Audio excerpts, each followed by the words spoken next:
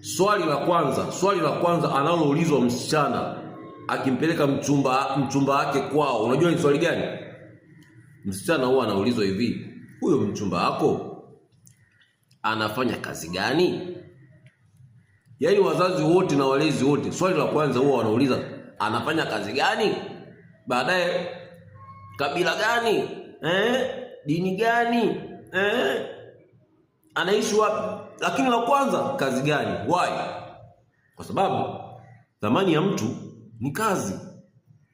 Yaani thamani ya mtu, thamani ya binadamu ni kazi zake. Sawa? Sio mandevu hivi kama Al-Qaeda au sijui sura au sijui nini, sijui mwili mzuri, sijui nyash, Thamani ya mwanadamu ni kazi zake. Ukifanya kazi nzuri kwa jamii, unapata heshima, unaheshimika. Sawa? Kama mimi profesa sasa hivi, nikipita kila nchi, kila kona nchi watu wananiheshimu sana. Vijana wengi na wazee wananiambia, profesa bwana, video zako zimenisababisha mimi maisha yangu. Juzi mpaka nimepewa kuku, nilienda sehemu kapewa kuku huko Morogoro huko ndani. Kama profesa chukua hata kuku basi. Sijui nilienda wapi kule Iringa kapewa mbuzi. Profesa chukua mbuzi. Kwa nini? Wanasema profesa bwana, video zako zimetubadilisha maisha. Kwa nikajua kumbe thamani ya mtu ni kazi. Umeelewa?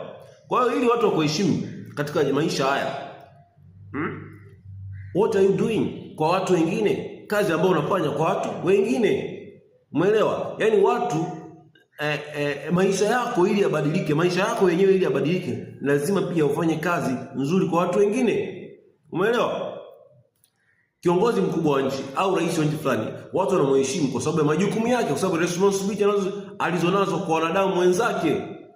Kwa hiyo ukiona uheshimiki, ujue kabisa kwamba hauna kazi unayofanya.